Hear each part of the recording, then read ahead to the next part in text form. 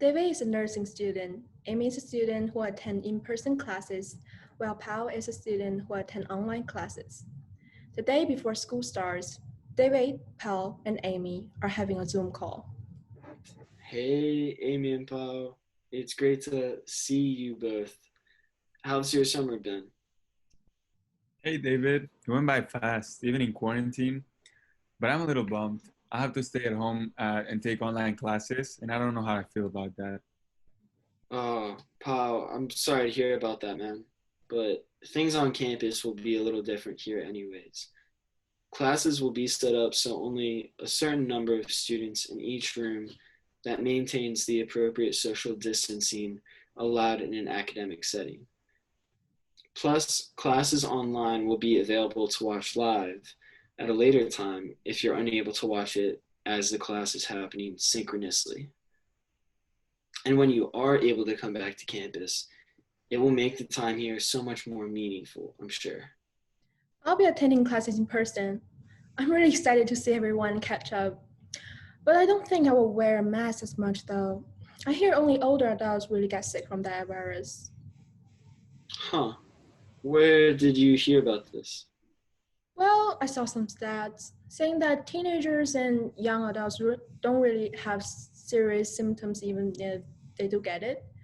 I don't see what the problem is.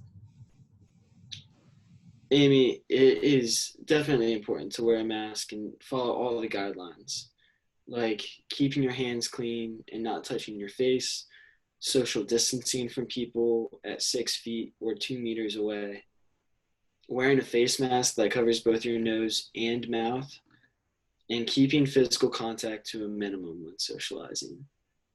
Regardless of if you feel ill or not, or if you are positive for COVID, following the Pitt rules, you'll have to wear it.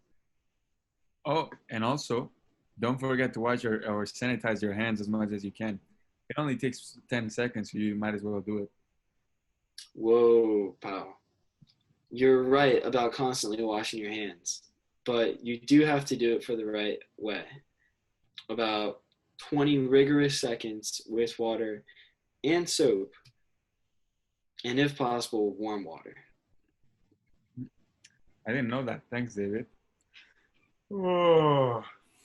Well, you guys, I still have a paper to finish, and it's already 4 a.m. here, so I think I'm gonna have to call it for tonight.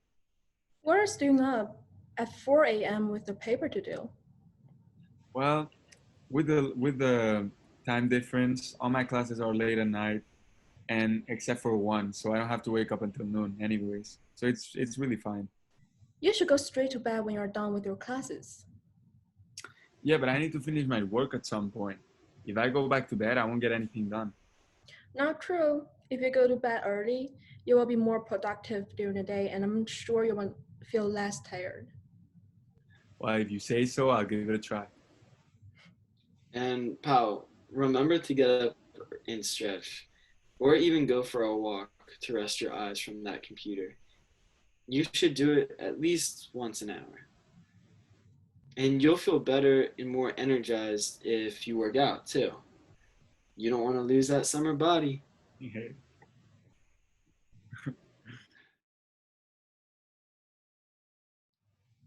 9 a.m., the first day of school. Amy and Pau are getting ready to start their day. Amy is wearing a mask.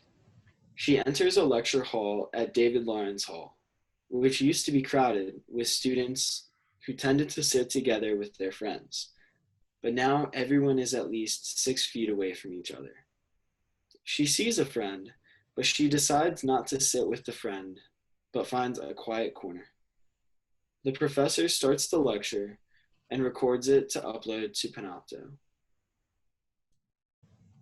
Meanwhile, also at 9 a.m.,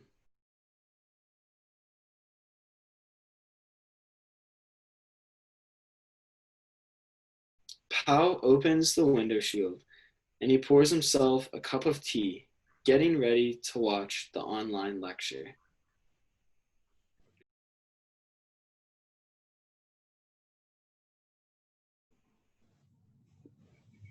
It is now 11 a.m., and the lecture is over.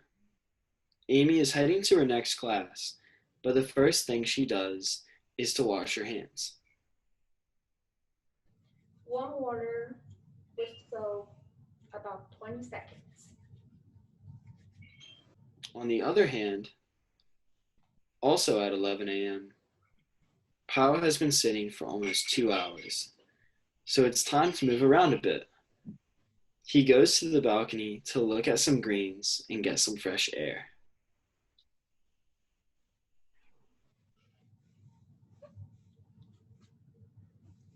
It is now 5 p.m., and Pao finishes all his homework, so he decides to call it a day. Amy, meanwhile on campus at 5 p.m., just got home, and before she goes into her room, she first sterilizes her clothes and phone, and then folds the mask carefully to throw it away. And that, my friends, is a day in the life of an online and on-campus Pitt student this fall.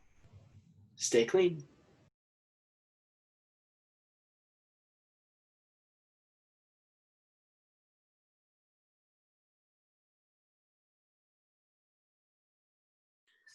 Wei Yi is an international student living on campus at Pitt. Her friend Mary asked her to go to a party together with her this weekend in South Oakland, but she's not sure if she wants to go. While doing a project with Abby, another student in her biology class, she started to talk about the situation with her. Okay, I think we're done with our project now. Yeah. Oh man, biology class is so hard. Yeah. So, what are you doing this weekend, Wei? I'm not so sure. I mean, I was invited to this party in South Oakland near Pitt, but I'm really not sure if I should go because of the virus. Oh, I see.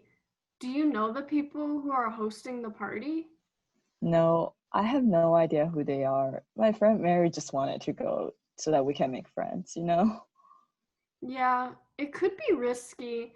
They may not follow social distancing rules and wear masks. Coronavirus spreads really easily if you're close to someone without a mask and talking with them. And being in a small space with lots of people for several hours sounds kind of bad. Yeah. Oh, I see. Yeah, it's really not safe then. Yeah. Also, I read online that a lot of the cases in Pittsburgh are spreading at bars and parties. Oh. I think that we should all try our best to keep our friends and other students and all the workers at Pitt safe. Yeah, you're completely right. I really shouldn't go. My health definitely comes first. But I just wish I could make some friends here at Pitt. Oh, well, if you want to make friends, there are many other ways. Actually, I'm having a Zoom meeting with my best friend Kat from Spain tonight. It's at 9 p.m. We're going to watch a movie together. Would you and your friend want to join us? She's from Spain. That's so cool. My English is not too good and I don't know Spanish. Do you think she would mind? Oh, not at all. Your English is really good. Plus, Kat just actually started learning Chinese, so I'm sure she would love to talk to you about it. Oh yes, I would love that. I'll tell Mary. Okay. Later that night, Wei Yi tried to be on time and clicked onto the Zoom link at 8:59 p.m.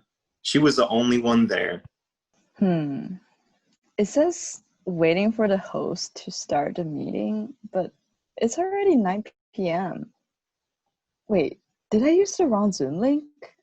Let me call Abby. Hey, Abby. Oh, hey Wei, what's up?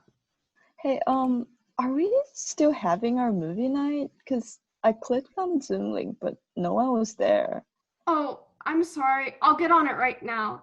When I hang out with my friends on Zoom, we usually start 10 or 15 minutes late. Oh, okay. At 9:10 p.m., Kat and Mary finally joined the Zoom hangout. They've all introduced themselves and they begin to chat. Hi, I'm Kat. I'm an international student and I'm living in my home country, Spain right now. Hi, I'm Abby. I'm a domestic student and I'm living at home in New Jersey. Hi, I'm Wei Yi. I'm an international student from China, and I'm living on Pitt's campus. Hi, I'm Mary. I'm a domestic student and I'm Wei's friend. I'm from California. Oh, by the way, I'm so sorry about the wait. I didn't expect anyone to be here so early at this party. Wait, what do you mean by early to the party? I thought the party starts at 9 p.m. You're right, Wei. You are technically on time, but we usually don't expect people to show up to Zoom Hangouts until like several minutes later. Yeah, hangouts and parties are a lot less formal. And in fact, being on time is considered being too early in this case. But just make sure you don't do this for your classes. Oh, that's interesting. So, what movie should we watch tonight? Kat and I picked out one for today, but since we have more people now, we'd love to hear your thoughts. I'm fine with whatever you guys choose for today, but maybe we can make this a weekly thing. Like we could take turns picking out movies and learn more about each other, no matter in what language. That's a great idea. I've always wanted to see some Chinese movies. Now Wei can finally give me some recommendations. Oh, I'd be good with that. I would love to see some Spanish movies too. Oh, maybe we can make a group chat on Snapchat and talk about it more. Wait, what is Snapchat? Oh, it's a really popular social media app people frequently use in the US. You can use it in other countries too. I can show you how to use it after the movie tonight. Okay, great. All right, my popcorn's ready. Should we start the movie? Yeah. Yes. So,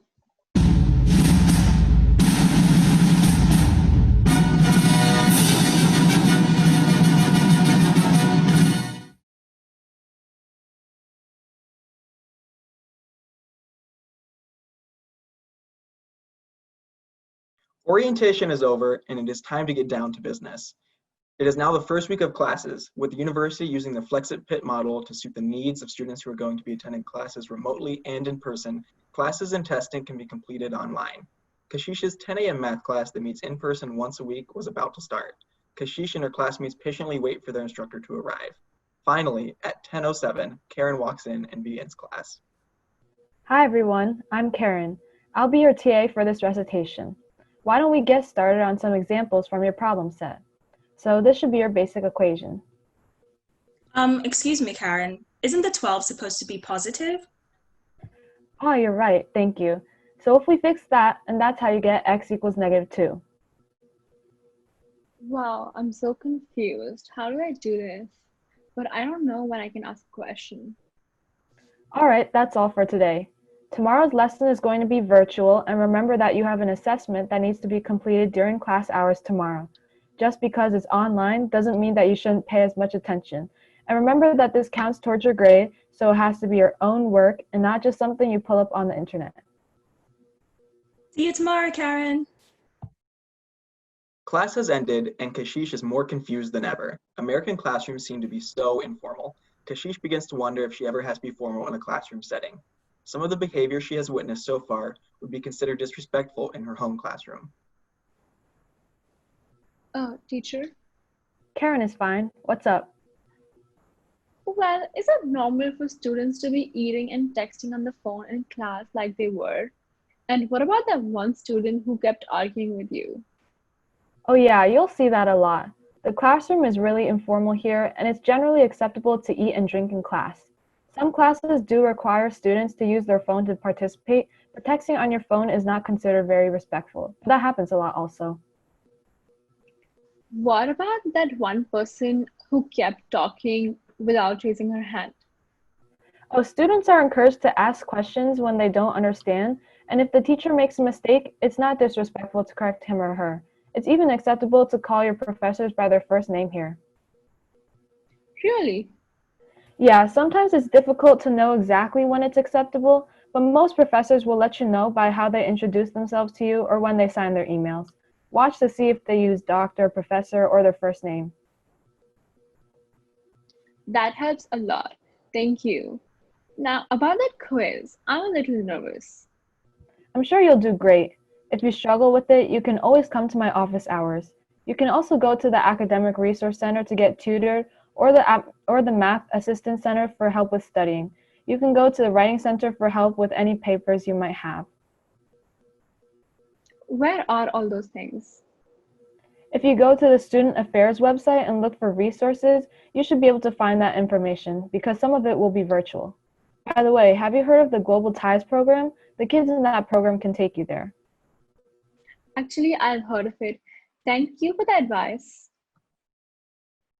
The next day has arrived, and like Karen had mentioned earlier, it's the day of the virtual exam. Kashish remembered that Karen had spoken about the resources that are permitted during the testing period, and an hour before she's about to take the test, Kashish's phone begins to ring. Hi. Hey Kashish, do you feel ready for our test today? Well, I'm a bit nervous because this is the first time that I've taken a test on this platform. I'm worried that my internet connection will stop in the middle of the exam and I won't be able to finish. How about you? Oh, that's nothing to be worried about. Remember, Karen said that if we have any technical difficulties in the middle of the test, we should just email her explaining what happened and attach a picture of it. If there's any other problems, it's just best to contact Karen. Thanks, Danny. That makes me feel a lot better. Do you have any concerns about the test? I just have the usual nerves of some tricky questions.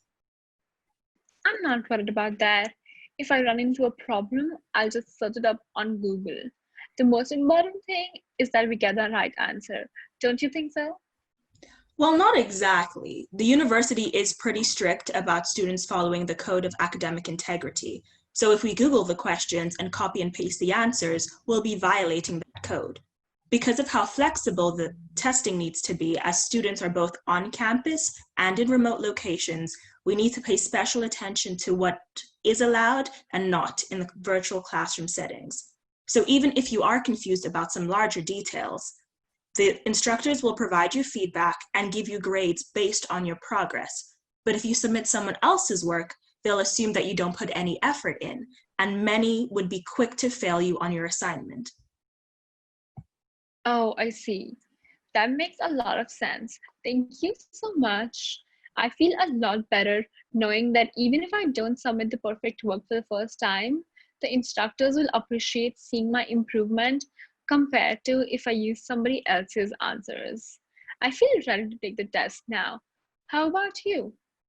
Yeah, I feel the same way. It was great chatting to you. Good luck, and let me know how it goes. I will. Thank you. Good luck.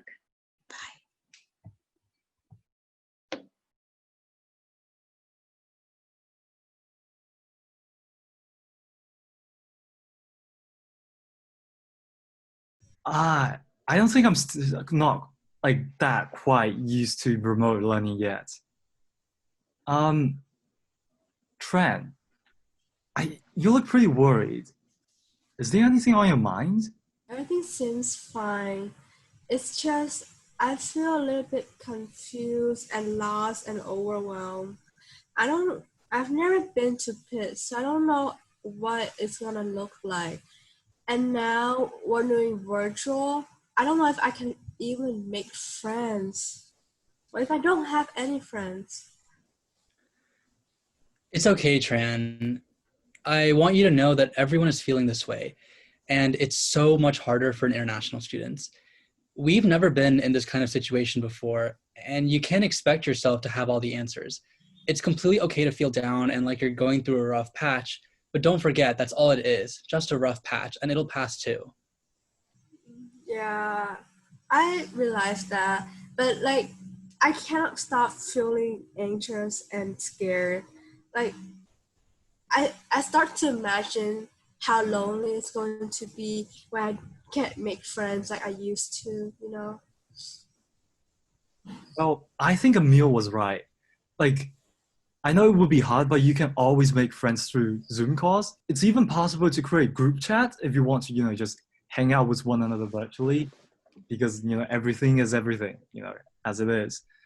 Making friends online, obviously, is less than ideal. It's difficult, it's a new thing, everyone's scared of it, but we're all in this together, which is important. So it must be possible. I mean, as an international student for 2 years, I've been video chatting with some of my friends and family all the time. So I feel like this isn't that different. That's so true. I mean, it's not ideal, but I'm grateful to at least feel close to people and to have Zoom to feel at least a sense of community when we can't really physically be together. Speaking of which, how are you doing, Alcade? Well, I've been doing well, but I mean, I guess I feel a little lost. It's my second year here. Even though I'm not anxious per se, I still feel a little bit lost. Like, I feel bad for saying this, but I'm usually a strong, positive guy. But this time, I don't know, and I don't want everyone to know that I'm sad or something. Alcade, I'm actually glad that you brought that up. I think a lot of us think that when we're feeling down or nervous, we just have to be strong and power through it. I've even been guilty of that, Alcade, but whenever I just try to power through my emotions, they don't go away. They just build up over time. And, I used to think that being strong was about ignoring my emotions, but I eventually realized that strength is about looking at your emotions in the eye and letting them go. It's a very scary world right now, and none of us were prepared for this. So you need to make sure you give yourself the time and space to process your emotions. Mm-hmm. Yeah, I mean, I guess that makes sense. But where do I begin? Are there resources or something that I can try?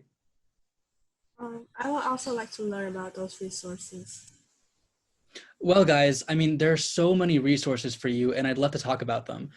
The Wellness Center is Pitt's main mental health resource center, and they have counselors and mental health professionals who are ready to help you navigate this new normal. The Stress Free Zone in the William Pitt Union also has resources to help you learn more about mindfulness. And don't forget, you also have the Global Ties mentors. They know almost every resource on campus, and they can support you and guide you. Maybe we could all visit these resources together? Right. Global has mentors. So those are the people we saw during orientation? Yeah, we saw them during orientation. They were up there giving us information. And, the Global Ties mentors, I've heard that they have been, exposed to all these kinds of situations, and they've learned to help international students navigate this. And, I think they're a really good resource to help gain a little bit more support and try to figure out how, to process our emotions and how to handle them. Right. Thank you. I'll definitely check them out then. Thank you so much, Emil. Yeah, of course, guys. Have a good day.